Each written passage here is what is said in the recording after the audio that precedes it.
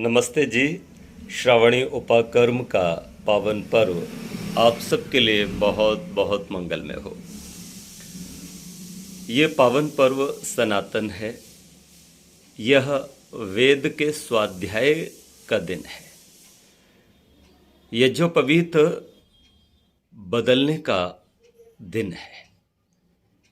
ब्राह्मण, क्षत्रिय और वैश्य, यह तीनों वर्ण द्विज माने गए हैं।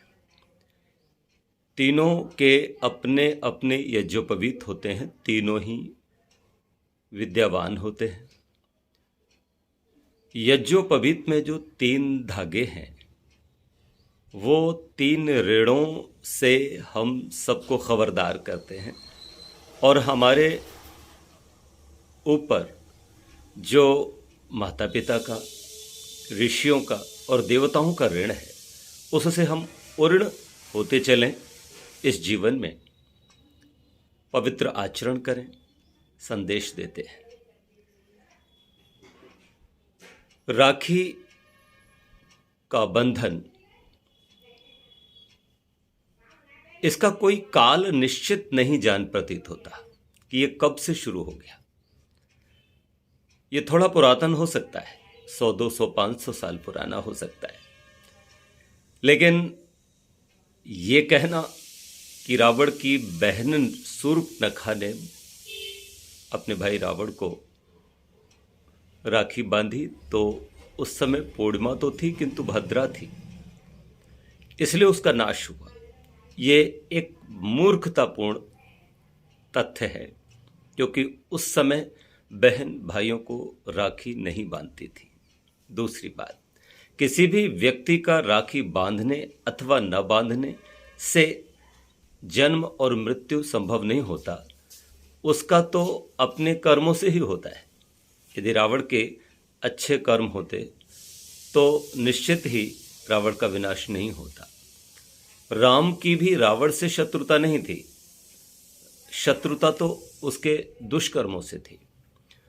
इसलिए बेसिर पैर की बातों को जोड़ करके रक्षाबंधन का मुहूर्त बताना, मुझे लगता है कि ये सब व्यर्थ की बातें हैं।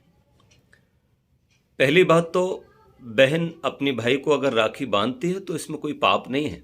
वैसे तो ब्राह्मण ही बांधते थे, क्योंकि ब्राह्मणों ने कालांतर में एक गड़बड़ और हुई कि ब्राह्मणों ने यज्ञोपवीत पर अपना ही अधिकार रखा, शेष को नहीं। तो यज्ञोपवीत के स्थान पर वो एक रक्षा सूत्र बांध देते थे। बहुत काल तक ब्राह्मण घर घर में जाकर ऐसा करते रहे थे। तो एक प्रकार का ये ब्राह्मणों का पर्व, यज्ञोपवीत का पर्व, वेद का पर्व रहा। कुछ व्यापारियों ने इस प्रकार का कुछ अपना चलन नया लेकर के आ गए कि भाई भाई बहन को रक्षा बांधेगी, मिष्ठान लेके जाएगी, गोले लेके जाएगी, तो राखी भी लेके जाएगी। बहुत अच्छा सा व्यापार बनेगा, और बना भी है। कितने लोगों को रोजगार मिला है, लाखों लोगों को रोजगार हुआ है। इसमें कई बार कुछ चीज़ें ऐसी भी देखी गई हैं जो मुझे लगता है कि ठीक नहीं रहती, क्योंकि बहन जब भाई के यहाँ जाती है तो उसकी भी अपेक्षाएं होती हैं। और कई बार भाई दरिद्र होता है तो उसको कई बार बहुत संकट होता है कि अपनी बहन जो आई है उसको कैसे उसको अच्छे से अच्छे कर पाए। नहीं कर पाए तो बहन भी नाराज हो सकती है, उसके ससुराल पक्ष के लोग नाराज हो सकते हैं। तो बहन और भाई का जो प्रेम है वो तो सदा रहेगा। धागों का मोहताज नहीं है, राखी का मोहताज नहीं है भाई बहन का प्रेम। इसलिए जो कहा जा रहा है कि 11 को या 12 को हम मनाएं, कुछ लोग कह रहे हैं कि भाई 11 तारीख को पूर्णिमा 10:38 से है और सुबह 12 तारीख को 7 कुछ मिनट तक रहेगी। तो मेरा उनको यही कहना है कि यद्यपि पूर्णिमा को ही मनाने का ये पर्व रहा है, तो उदया तिथि का विचार न करके, क्योंकि वो बहुत कम समय के लिए है, हम 11 तारीख को ही ये अपना पर्व मनाएं। आज ही ये पर्व अपना मनाएं और बिल्कुल निसंकोच होकर के मनाएं। इसमें कोई भय नहीं है। एक दिया जलाएं, अगर हवन कर सके तो बहुत ही अच्छा है। और गायत्री आदि मंत्र का जाप करें, भगवान का ध्यान करें और उसके बाद अपने बहन भाई को राखी बांधें। मुहूर्त के बारे में तो मैं यही कहूँगा कि जब मन में प्रसन्नता हो और आपके पास समय हो तो आपके लिए मुहूर्त है। बाकी रही बात भद्रा की, तो ये व्यर्थ की बातें हैं, इनका विचार न करें।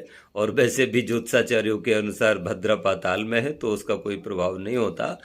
आप बहुत अच्छे मन से अपने भाई को राखी बांधें। और राखी तो कृष्ण जन्माष्टमी तक भी बांधी जाती हैं। तो हम आर्य समाज की विचारधारा के लोग हैं और हम वेद को ही मानते हैं, इसलिए हमारा तो आपसे यही अभिप्राय है कि ये मूल पर्व यज्ञोपवीत परिवर्तन करने का पर्व है, तो यज्ञोपवीत धारण करें, वेद पढ़ें। बहनें भी अपने भाई को अगर कलावा बांधती हैं, राखी बांधती हैं, तो इसमें कोई पाप तो नहीं है, किंतु ये मुख्य नहीं है, गौड़ है।